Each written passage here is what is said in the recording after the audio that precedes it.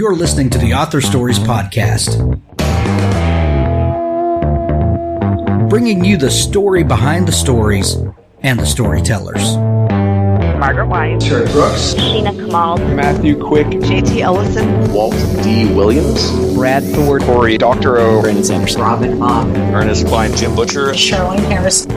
Visit hankgarner.com for archives of all the shows. Today's guest is Troy Osgood.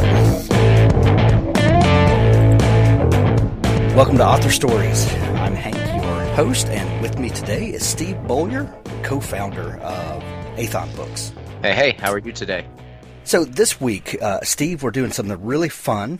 We have quite a few Aethon authors who are releasing books right now. You guys are doing some of the best work in science fiction and fantasy right now.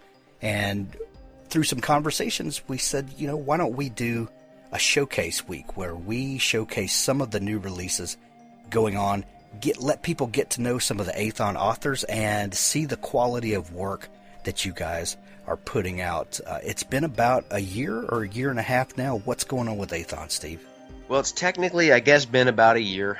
We started in August of 2018. Our first release was in November of 2018, so it hasn't even been a full year of releases. But man, it has just been I don't know what you want to call it, avalanche, snowball, hurricane, just something that's very disruptive but also amazing. It's been a challenge, but it's also been a tremendous... There's been tremendous feelings of accomplishment, and to watch the success of some of these authors, most of these authors, has just been a beautiful thing to witness. And I'm excited to be a part of it. I'm proud to be a part of it. And it's been about a year since we decided that we're going to do this thing. Well, I remember, Steve, in the beginning, you guys were really positioning yourself to be this boutique publisher that was going to really pick some of the best of science fiction, fantasy, give them proper releases like that a lot of indie authors will never get to see by taking this sort of hybrid stance between a big New York publisher and definitely between an indie author and that scene, while keeping the freedom of the indie community and bringing some of the depth and breadth that only a big publisher can offer. And you guys started that way, have had some amazing releases, but your roster has grown, I think, probably bigger than you ever imagined. What do you think? There are times when Rhett, Bruno, and I look at our roster and I want to grab the paper bag and breathe really heavily into it. Of course, I would never want any of the authors to hear that, though they are hearing it. We've been able, Rhett and I we complete each other. It's a beautiful thing. We just have the opposite skill sets, and I know that I could never do this on my own. I don't believe he could do it on his own. We've been able to kind of combine forces and create. You mentioned positioning ourselves. We had a dream to do this before a year ago. So I say that we decided to do it a year ago, but the reality is we started talking about it about 2 years ago. But we weren't positioned to do it yet. We wanted to be able to do a few things. We wanted to prove that we could sell our own books with success. Rhett had just come off of some really catastrophic traditional publishing deals that just... really, I don't know, wrecked him. I would let him talk about it more than me. I had been going through some things at my day job that I just wasn't happy with, and then ultimately it ended. So that's when we finally got to that point, we're like, well, you know what? We've been successfully writing together, and our books have been doing fairly well. And now we've positioned ourselves with Audible Studios and some of these bigger audio publishers where we have really great relationships, and we have personal relationships with some really great top-tier narrators. Our vision was always big releases simultaneously releasing with audio. That's what we always thought. This is how it has to be done. And we started off kind of small with a few authors that we knew had some tremendous talent, and it's just from that point grown to, this huge roster of authors that we have a lot of faith in and that we believe in. And it's people, a lot of them are people that you just never have heard of. They're not in any of the communities. They're not in the circles that I think you and I have run in over the years. They're people that a lot of times have no idea how to sell a book, but they know how to write a book. Authoring, Hank, you are an author, and a lot of people who are listening to this are authors. Authoring, writing books is one thing. Being the guy who sells the book is another thing. And I think a lot of times authors go, well, I know how to write a book, and then Amazon makes it easy to just put it on Amazon. But how many failures after failure after failure do we see with people that don't know how to release a book? So we said, okay, traditional publishing. Now, if you've ever heard me talk, you know that I'm actually not against TradPub. I know that it's kind of the hip thing to be against TradPub in the indie community, but like you, Hank, I support the writing process. Oh, yeah. And I love publishing. I love writing. We love our TradPub brothers and sisters. Absolutely. There's a place for everyone. Do they do everything correctly? No. Does indie do everything correctly? No. But what Rhett and I have talked about over the years was like, well, what are they doing right? What are they doing wrong? What is the other side doing right? What are they doing wrong? How come nobody has tried to really combine this yet? And so that's when we became a hybrid publisher, where we said, okay, so what people need is they need to have their really good books recognized and then have the financial backing of a publisher to market it properly, to get good book covers, to get good editing, to get the books in front of the people who buy books. It doesn't sound that incredibly difficult. Let's make it happen. Right. And you guys are consistently launching books at the top of the charts, selling like crazy. Audio, you mentioned, is massive this year. Last year, we've really seen a swell of people interested in audio, and we're going to be playing audio clips from a number of Aethon releases all through the month. Really, we're going to highlight tons of them on the show, so listen for that. But what do you think is going on with audio right now? Why is this market just exploding? Well, I listen to somewhere between 150 and 200 books a year. I could never read that many with my eyeballs.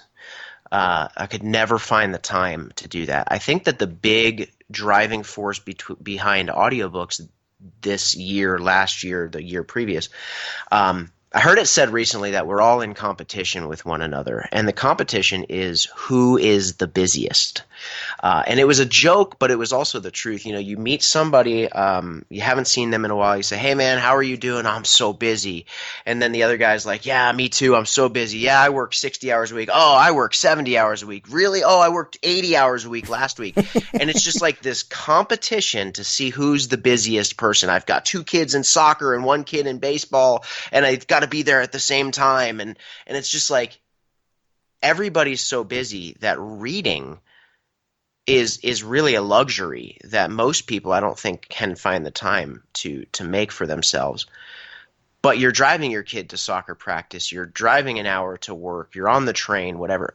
During that time, sure, you could be looking at your phone, reading an ebook, but I find that, well, not if you're driving, I hope not, but if you're on the train, if you're driving, you just throw your audiobook on, and you're now reading a book. Recent studies have shown that there's no difference in the brain between reading and listening to a book. It's the same process. So that's what I believe. Everyone's so busy, they want to read, but they don't have time to read, so audiobook has filled that gap.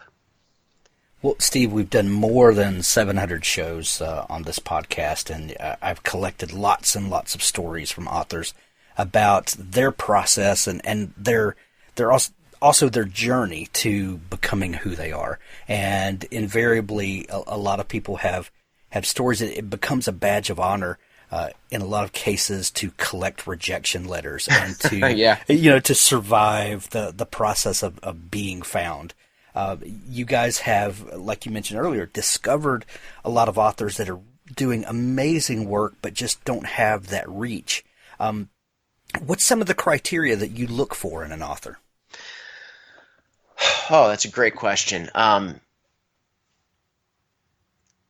We mentioned some of the downfalls of traditional publishing, and one of those downfalls is that they have a limited number of slots that they can fill with authors and with book releases throughout the year. That is true for us as well. So, I mean, don't misunderstand. It's not like we're just piling up books and throwing them out there and hoping they stick, but it's a lot different we don't have any illusions or disillusions about how we don't believe. Maybe I shouldn't say this publicly, but I'm gonna. We don't believe that all these review sites help you. We don't believe that paying hundreds or thousands of dollars to get people to review your book are really doing anything to help you. We don't believe that we've got to send out a bunch of physical ARCs to a bunch of different people. We don't believe that we've got to be in Barnes & Noble. We don't believe that we have to have banners and stickers and bookmarks and mugs and like all of those things that traditional publishing are clinging on to. Paying to get awards, paying to be not to, you understand what I mean. Paying for submissions, and they say that they're free, but they're not really free, and all of those things. That is such a financial drain that is very unnecessary. So we don't have as limited a position with these authors. So we don't need what's going to fit the social climate at the moment. We don't need the author that is the most marketable or the most sexy looking, or we don't need the book that's just going to change the world because it's going to be on every Barnes & Noble bookshelf.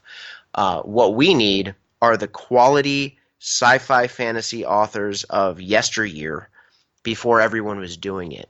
What we see in these authors are that they're telling a great story that people will want to read. You know how many books get rejected that are phenomenal stories that people would love to read, but they're not marketable in the way that Big Pub needs them to be? Hundreds of thousands, I would imagine. So a lot of those, we don't require agents for submissions, although we accept agented submissions. So we get a lot of authors that go, I don't really know what I'm doing, but I wrote a book. And then we read it and we go, oh, this is really good. It needs a little help. But with TradPub, they want something that's virtually ready to go out the door. They don't really want to spend a ton of time going through the editing process. We don't care about that so much. We have some phenomenal editors on board that are able to look at a book that has promise and go, yeah, we can help make this better. Well, what we've seen, Steve, and talking to a lot of authors who have been in publishing for a few decades, is that, and I'll take a prime example would be Terry Brooks when he published the first Shannara book. It was really the third book that took off and really made his career. Mm-hmm. And there is not a publisher today that is willing to take a 3-book risk on someone to build an author the way that Del Rey did with him. And it doesn't exist anymore.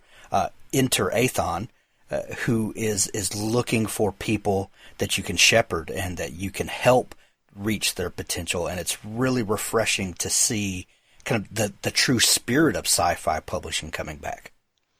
We love to see an author who has no following start to gain a following. We love to see it's sometimes hard to watch an author who has just poured months and months, maybe years and years into the books, and then no matter what's done marketing-wise, it just doesn't break through. And there's so many reasons for that. It just depends on what books are being released along with those books that week and that month. And you could put the same amount of marketing power behind one book and behind another, and one will go nuts and the other one won't. And it's not really about the writing. It's hard to figure out sometimes what that is, but the reason I'm even saying this is because it's hard to watch an author that's put so much into it not sell tremendous amounts. But the way we look at it is they started their foundation. They've begun to lay the foundation for the next book or the next book series, and now they have fans. This is the only industry that I could think of in the world that just expects sort of overnight success. You've spoken to a lot of authors that seemingly have overnight success, and then they'll tell you, oh, you didn't see what actually – exactly. You have no idea what I've been going through for the past 10 years.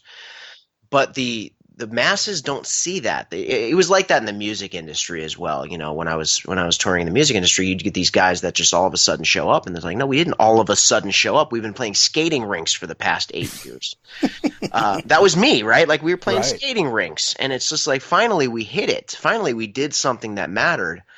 But in the publishing industry, you know, we think, oh, the first series has to just blow up. No, it doesn't. It just needs to gain some steam so that your next series will do a little bit better, and then your next standalone will do a little bit better. So I love authors, man. I just love seeing them find success. Well, the very best science fiction and fantasy is coming out of Aethon right now. I truly believe that. Before we go, Steve, you guys chose from the very beginning to focus on sci-fi and fantasy. I know you and Rhett both very well, and I know that you are both passionate about science fiction and fantasy. Why does science fiction and fantasy matter in the world? Why is it important to put these kinds of stories out there? Well, you know, there was a book that I read recently. It was called The Amazing Stories of Quantum Mechanics. I believe I got that title right. And great cover, by the way. Yeah, man, the cover was so cool. And of course, I'm a cover guy. That's one of our big things for Aethon Books is if you don't have a good cover, your chances of selling a book are not very. There's a reason the phrase "don't judge a book by a cover" is a thing, right? I do that. I don't even care what the description says of a book. If I like the cover, I'm like, I'll take it. Why not? I mean, it's art. I love art, right? So. This book, Amazing Stories of Quantum Mechanics, what this author did was he tried to teach the basics of quantum mechanics and quantum theory by using science fiction. He was a science fiction and comic book junkie, and he really just combined all of those things. And he gave all of these tremendous Jules Verne. He used Jules Verne as the example a lot in talking about things that he developed within his books that 3 to 5 years later became things in our reality.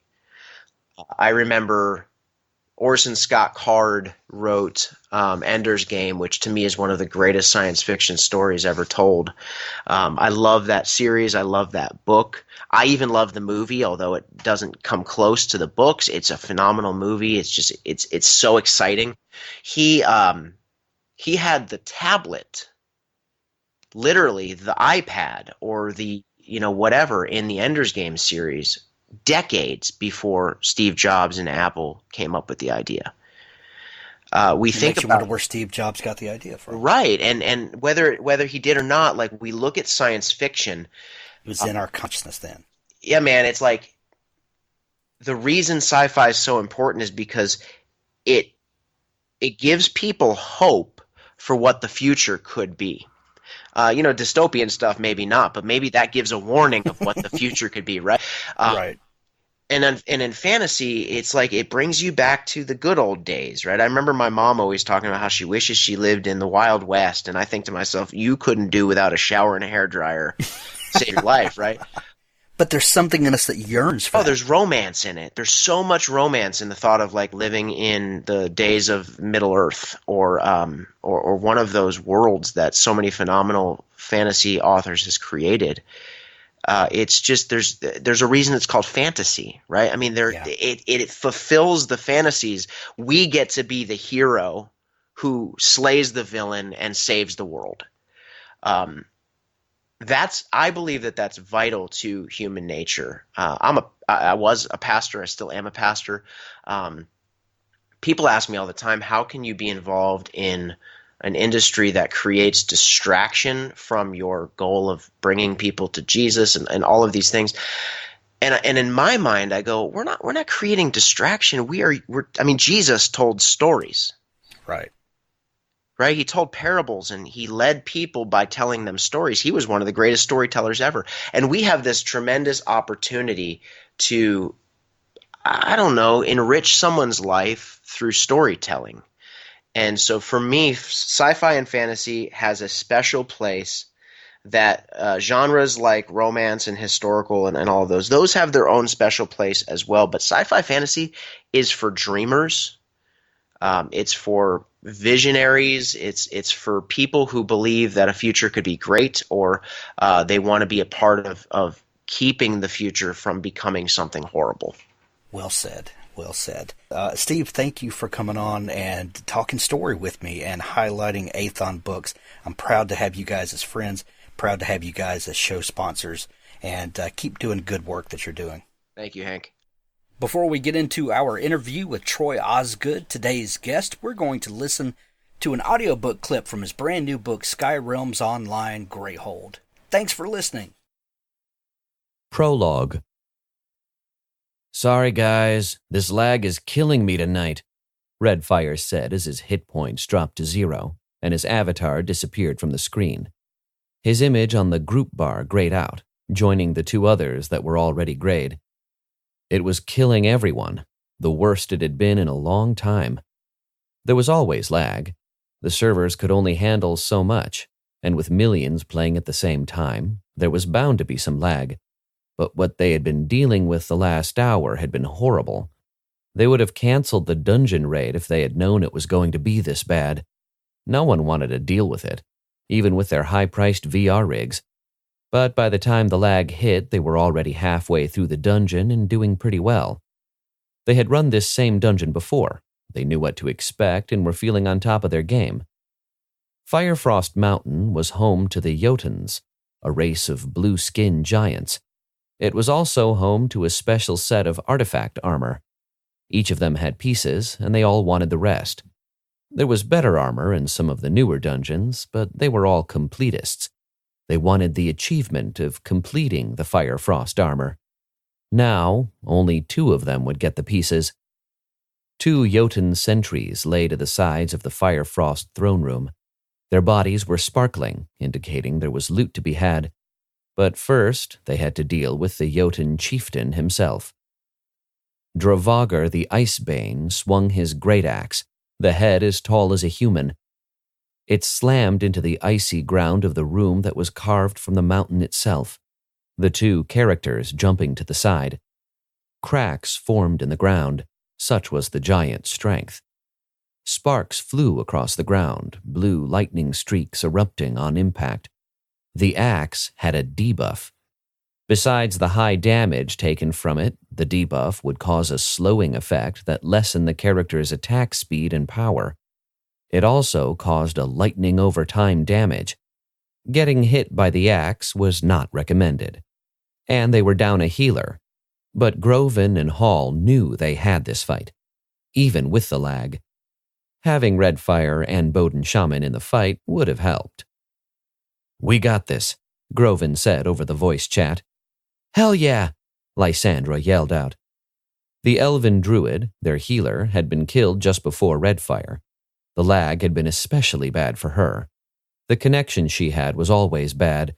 Her VR rig wasn't as good as the others, but she was good at her class, and they all liked her. Some other groups would have ditched her a long time ago, but the Dragon Riders were not like that. A close-knit group of friends, even though none had met in real life. "I just hope the duelist's gloves don't drop," Dark Dagger muttered. Hall ignored them all, concentrating on what he was doing.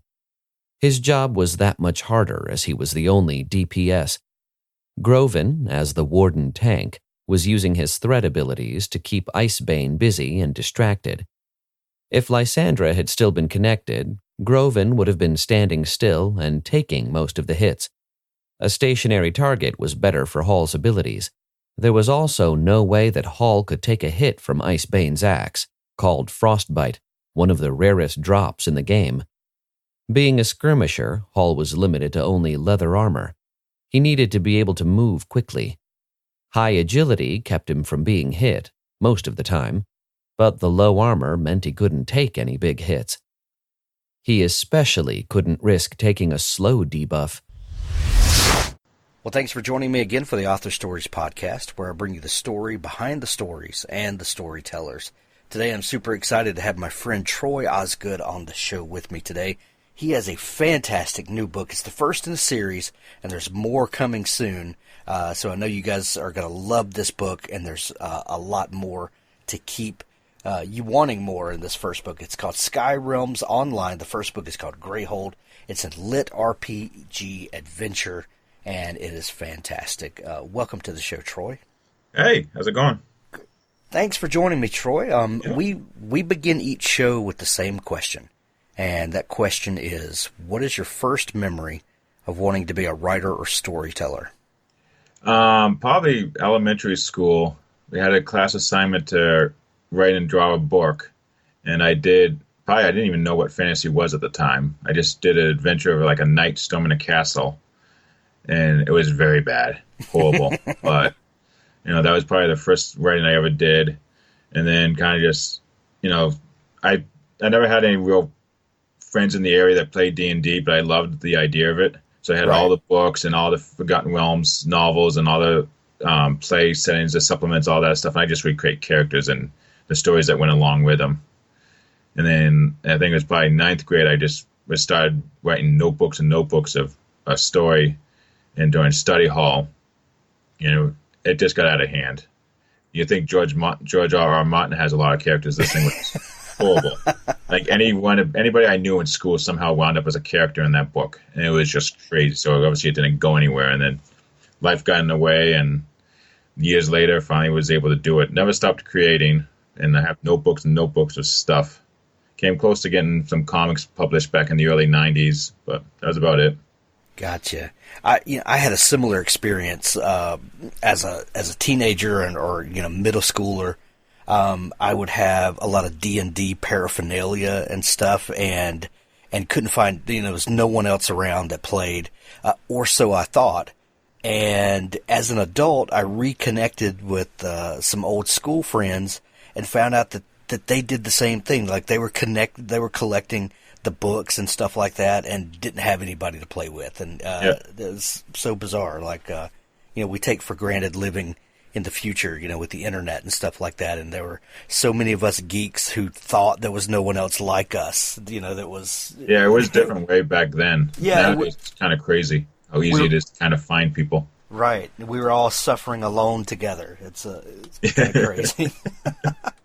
But you talked about that first kind of assignment, and that fantasy just kind of naturally came out. Do you remember your first kind of introductions to fantasy? Did your parents get you books like that? Did you guys talk about stories?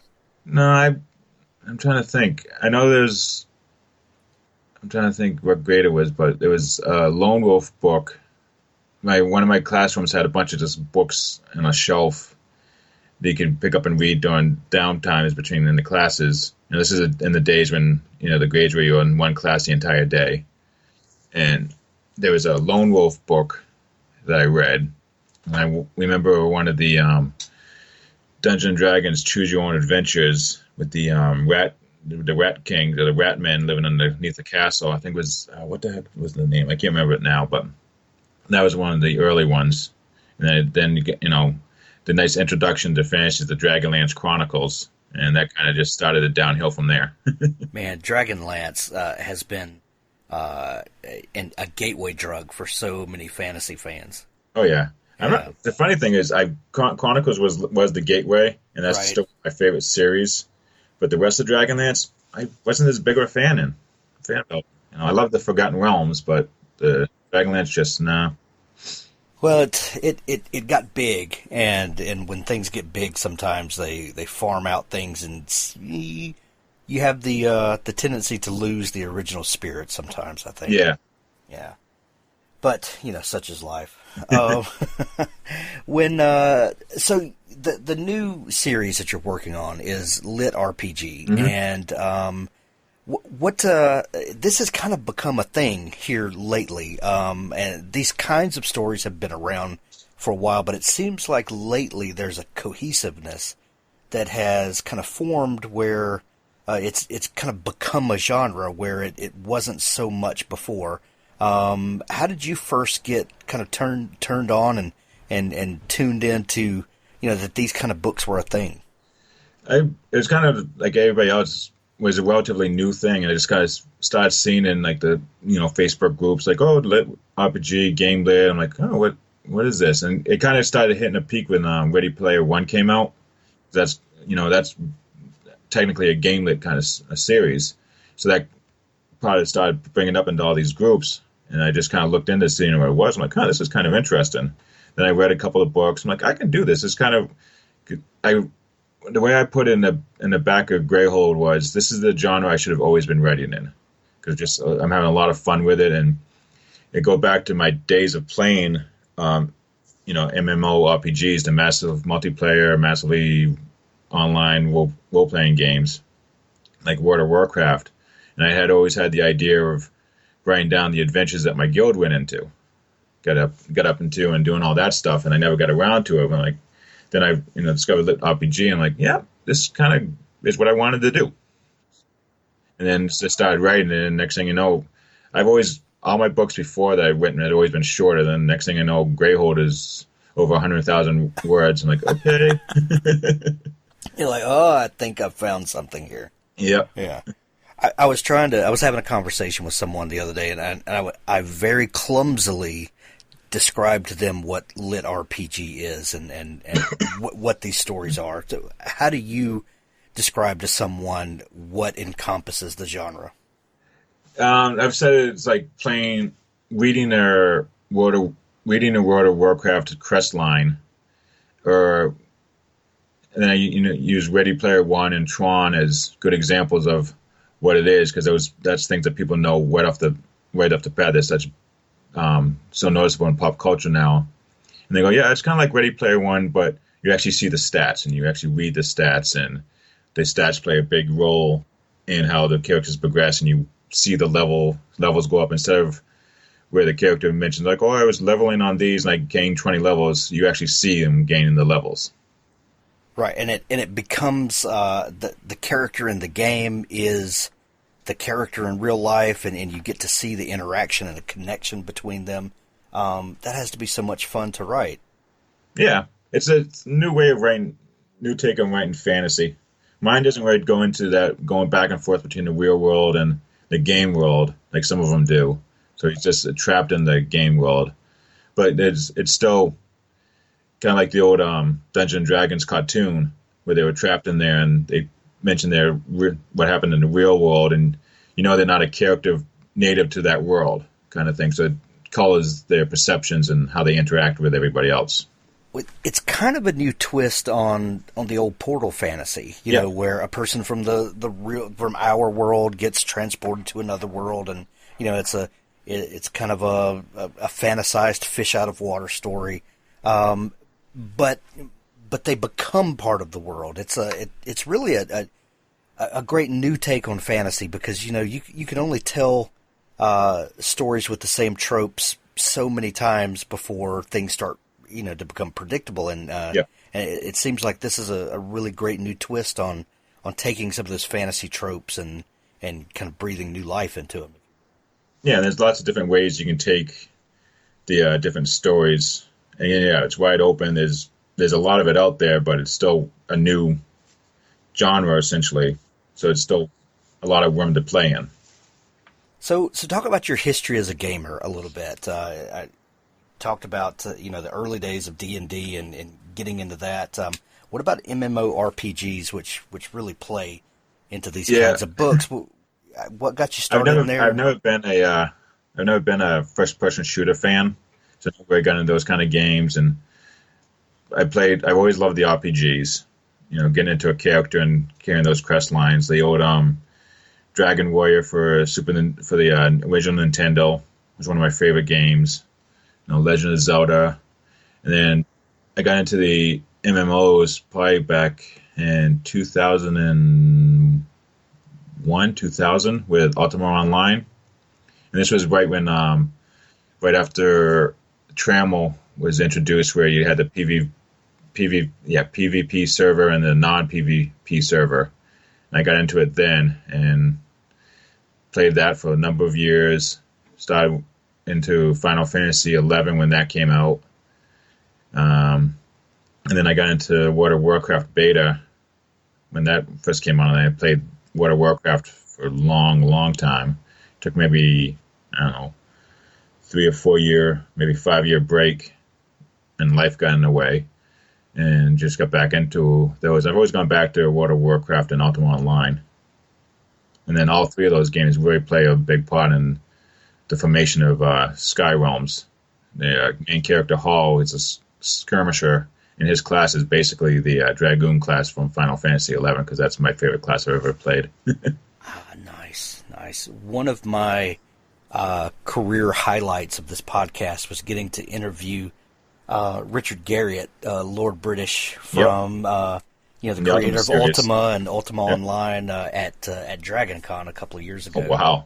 And we got to go to my son and I, we went to his hotel room and hung out with he and Star Long, the other project manager of their new company. And Shroud of the Avatar? Avatar, right, yeah. And I tried playing that. I missed the Kickstarter for it, and I was checking it out when they were doing the funding before it went live. And then when it went live, I got in on it, and my laptop just couldn't handle it. Yeah. Well, as someone who's been a computer nerd and a gaming nerd, for all my life, it was an experience that I'll never forget. It was amazing. Oh yeah. But yeah. Anyway, that's beside the point. So when you first started thinking about the idea of doing Sky Realms, what was the first thing that came to you? I'm always fascinated by where stories begin. Not necessarily where the ideas come from, because ideas are everywhere, but there's something about the idea that becomes this kind of the great idea. And even you said that you had written a lot of shorter stuff, but Sky Realms became 100,000 words. What was it about this story that was the difference for you? I don't know. I think it's just the genre and how much kind of fun it was to write. Because I've played those games, so I can just imagine myself being in that situation. A lot of Hall is a lot of how I think I would react to being put in that kind of situation. He's a very kind of practical guy, and that kind of fits what I am. And a couple of the other characters handle the situation a little bit differently, so it gives a couple of different points of view of how different people would get into that.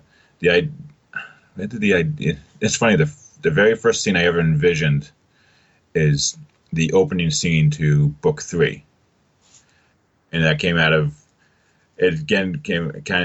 Ultima Online. And one of my favorite things I liked in Ultima Online was better to make a house and build a house. And the craft, I didn't like being a crafter, but you spend a lot of time crafting with your characters. So lumberjacking and chopping down a tree was, for some reason, the first scene that popped into my head. And it doesn't even happen until Book 3. Oh, that's so funny.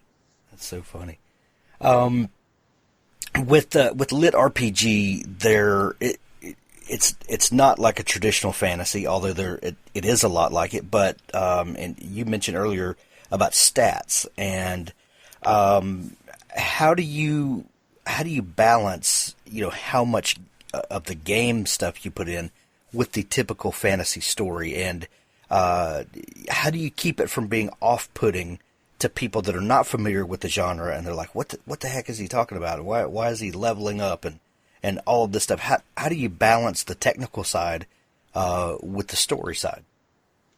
It's very difficult. There's some of them out there that go very stat heavy. I think the term is crunchy. Mine's for the genre. Mine's probably stat light. And I think I described it to somebody as a good introduction to the genre, because it's so stat light. And out of all the stuff I've read, I'm not as big of a fan of the really stat heavy stuff. I don't like seeing the character sheets every couple of pages every time they get a new level or something like that.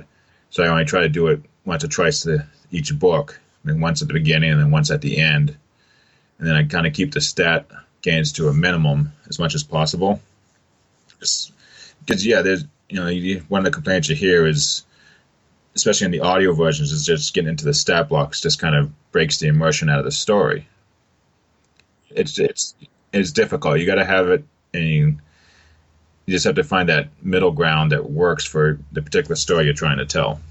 Well, especially if you've got a story where the characters are stuck in the game and they're not coming out as their human selves. So, you do worry about breaking the immersion. So you said you're stat light. How do you handle how much you're giving the reader so that they remember that they're in a game, and how much of that really plays into the story, the game factor? In combat, it plays in a lot because, you don't hear a lot of he attacked with the sword. Like in Hall's case, he's based on the Dragoon from Final Fantasy XI, which used an ability called Jump. And in Skyrim's, it's called Leap. So it's like Hall activated Leap, and he landed over here, and he attacked here, So it uses the technical game terms for a lot of the combat. And then, during the non-combat sides, you get a lot of the crest prompts, like you've activated a crest or you earned reputation with this person, you found this item. So it's very difficult to kind of find the perfect way to do it. Right. Well, you really did it, because I'm familiar with a lot of the big kind of lit RPG, Ready Player One, stuff like that, and which is a good introduction to the genre, but doesn't necessarily really represent the genre. Right. But Skyrim's Grayhold, you really brought me in, and I'm like a diehard fan now. Thank you. And it was. You took it easy on me and brought me in, and I love that. But with all of the kind of subgenre distinctions of the things that make this lit RPG, all of those things are can be novelty that wears pretty thin pretty quickly if you don't have a great story behind it. Yep. So tell us about the world and the characters that we meet, and where'd this world and characters come from for you? I'm not quite sure where the idea of the world came from, but it just popped in my head of this world of this floating islands, and I came up with the backstory of how it became a world of floating islands, and how the islands kind of float around the planet's core. And like that just kind of is a neat concept. And that's one of the things I always liked about like Ultima Online and World of Warcraft, is the locations were, because it was a game, you could get very unique, and you don't necessarily have to pay attention to the laws of physics as much, because you're more caring about the graphical look of it than you are the actual logistics of it. So you can have a town that's 5 stories tall on the side of a mountain that really couldn't exist, but it's a game, so sure, it looks cool. That's what you're kind of looking for. So I wanted something really nice, cool, and visual that I could make work logistically. I'm like, okay, well, how about you have all these little floating islands of this planet just fractured, and it's magic, so it can happen, And also all these islands are still able to stay floating around, some higher than others, some in the middle, some very down low, and people just naturally evolved and lived on it. There's a whole, I don't want to really spoil where everything is going, but there's a reason why everything happened and why the game was set up this way. And as the books progress, it will start, little clues are getting dotted here and there throughout all the other books. Really, there's a lot of it that starts popping up in book 2 and 3, and it's going to be a very long time if we actually get to the end. And if reading book 1, you can figure out, you can kind of get an idea of when the end is going to happen, because there's something that Hall picks up that has a level requirement on it, and he can't really do anything until he gets to that level. And so at least the books are going until he gets to that level. And then once I had the idea of the floating islands, it just was a matter of filling in the gaps in the lore and why the islands float, and filling in all the fleshing out their world building, which is always very fun. One thing I like about where the genre's going, and where your books in particular are going, and you kind of alluded to it a minute ago, with when you start looking at a world, you have to worry about the physics and all of this stuff, and with floating islands, you automatically kind of remove some of the questions there. Well, they're floating islands, so you don't understand how the physics might work there. There's an undercurrent in fantasy for realistic fantasy, and grimdark especially kind of leans this way, and everything needs to be rooted in reality. And to me, and I do like some of that stuff, but to me, that's one of the great things about fantasy is I want to see some magic. I want to see some things that I just don't understand. Yep. And I read fantasy because I'm tired of this world. I want to go do something else. You know what I mean? Yeah, it's escapism. That's what I read. It's escapism. It's exactly escapism.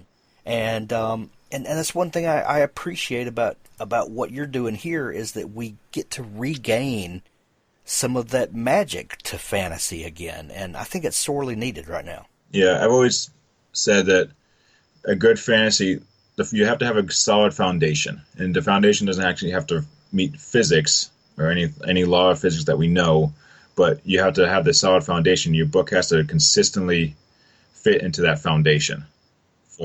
So each book has its own internal logic, and it has to make sense within and be consistent within that book's logic. It can, if the color purple is the strongest element in the world, and what is it from Avatar? Unobtainium. If you want to have unobtainium, the strongest material in the world, great. As long as it fits within your consistent logic of your world, everything is golden. Tell me about Hall. Hall is not the typical fantasy protagonist. How did you come up with him? Hall is basically me and how I generally play my games. I'm not a a min-maxer who's got to have the best stats. I've never been a big raider in World of Warcraft. I've done a little bit of it, but I was horrible as the main tank. You can ask my old guild, and that was bad. I was never the highest DPS or any of that stuff. I just wanted to go out and have fun. I loved the solo crest and just following the crest lines, and that's kind of where Hall is. Hall is kind of me. He's a practical guy. He's like, I'm stuck here. I might as well make the best of it. There's nothing I can do about it. He's basically a good guy, but he's okay with bending a couple of rules here and there, as long as nobody really gets hurt or. One thing that you get to do in LitRPG that you don't have in regular fantasy is you have this, or at least the ability to have interaction from antagonists that are outside the world, so game creators and things like that. How do you use those types of situations, scenarios, characters to build your world? The only real interaction at this point, anyways, is that they got trapped. They call it the glitch. Is how Hall refers to it in the game. Is there's a major lag spike, and they were told that they got trapped. Their consciousness got trapped into the game, and that's the only thing they know. They don't know why it happened or what caused it, or if they're ever going to get out of it. They only got this one little in-game note from the development company, which is called Electronic Storm, which is a play on Electronic Arts and Blizzard. So they don't really know what happened or why they're trapped there. They just, we're here, so we got to live. Yeah. So who does Hall encounter in the game? Starts off, he goes off by himself, and he meets. One of my favorite characters is Roxhard, as a dwarf, and I if you ever play these games, you see a lot of people have the serious names, then you have the people that have like the flowery names, which is like one of the guys at the beginning, Dark Dagger. You have those kind of cool fantasy sounding names, and then you have the elite gamers and their names, and that's kind of where Roxhard's name comes from. ROX Hard, and he plays a dwarf, and in the in-game lore, he's like a couple 100-year-old dwarf, but he's really just a 14-year-old kid, and he's one of the ones that gets trapped in the game as a 14-year-old kid playing as a 100-year-old, 200-year-old dwarf. So he sounds big and tough and looks big and tough, but he's just a 14-year-old kid. So which is one of the fun things about this is you could do so much fun stuff with what you typically think is these fantasy type characters. Yeah, and when Hall first meets him, he's having a breakdown. He's trapped in the game for a couple of days. He doesn't know, Right. How would you react as a 14-year-old kid when you just want to go and say hi to mom and you can't? Right. Nobody fed him after school. Exactly, right? He's like, now he's got to take care of himself, and he's like, I don't know what to do. I thought I was playing a game. What if you've ever played an RPG game, or especially an MMORPG, with one of these big games with lots of players, is that one thing you learn pretty quickly is that you have to spend a lot of time in the beginning grinding, leveling up and all of that stuff, and building the character and gaining all the stuff that you're going to need later in the story. And while you're there, it's horrible. It's everybody hates it, but it's the stuff you got to do. Yeah. How do you handle that in a book where people are not going to just read that, you're fishing all day? Yeah, you're grinding not killing 30 bunny rabbits to get to level 2. Exactly. So how do you, and you do in the book, you give us a taste of that without making us live through it. How, when you're weighing out actual game mechanics and gameplay, how do you figure, as the writer, how much of that we need and how much are you delving into character during that time? Yeah, well, at the end of Grayhold, I think Hall's only level 4, which is kind of rare for this genre, because usually the characters get pretty much almost power level. They get like level 20, 15, 20. They get all super powerful, and pretty much the genre really skips that whole low level grinding and just kind of moves on to not higher level content, but kind of progresses through a lot quicker. So I kind of tried to slow it down a bit, because I didn't want to be level 12 or 15 by the end of the book. I want there to be some, like a level cap to how far they can go. And so there's really no more grinding. You start kind of going through, and they're realizing that the quests aren't coming as quick as before. They're not getting as random encounters before. They're not just picking up the general wandering around and just killing bunnies as you go around. It just isn't happening. It's trying to integrate more of the this is your life like a more typical fantasy versus the playing a game. So they're living the game and not playing it anymore. So there's some of the rules change, and it's kind of the world's kind of adapting to them. They're adapting to the world. I'm trying not to spoil too much of the future books. Right. Well, when you came up with this idea and the first book started coming out, did you envision a series at that point? Did you think it was going to be one book?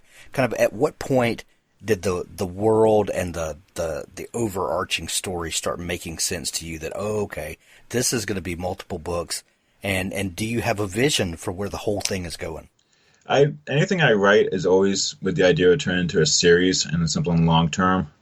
My original writing ideas came from comic books. I'm a huge comic book fan. I always loved the ongoing serial nature of comics, which we really don't have anymore, which kind of annoys me, because now we get the season concept where the comic only goes for a season and then you basically reboot it, and I'm not a big fan of that at all. I liked the Chris Claremont era of X-Men, where you could start a storyline and you'd introduce a character like issue 210, and you wouldn't ever see that character again until issue 250. And then it was like a slow build, and it was more of this is these characters' lives, and it's the ongoing nature that I like. So anything I always create has that aspect to it, that it's not just 3 books and done. There's more going on. And I wrote Grayhold, and I'm not an outliner, so I just have a basic idea of where I want to go. And like the second book, there was some scenes I wanted to put in the second book that didn't make it. They kind of popped up in the third book, maybe, depending on where the third book takes me. And so I had a rough idea of like, okay, well, book 1, this is what's going to happen. Book 3, I kind of want this to happen. I hit the kind of major points up to like around book 9. And when I was talking with Aethon, my publisher, I kind of had to give him a quick little outline of where I saw the series going. And that was about 9 books, which is not going to be enough for where where Hall's story is going, and then I have ideas of other spin-offs, and I think when I did the quick little outline of what I wanted to do, I think I'm up to maybe 30 books total in the whole thing. That's like a couple spin-offs and a couple backstory kind of things, and so we'll see where it goes. Nice. Let's talk writing for a minute. You said you're not an outliner. How do you manage the story as it's going? I don't. The story manages me. I love that. I just kind of sit down and not so much with Skyrealms, but with some other stuff I've written.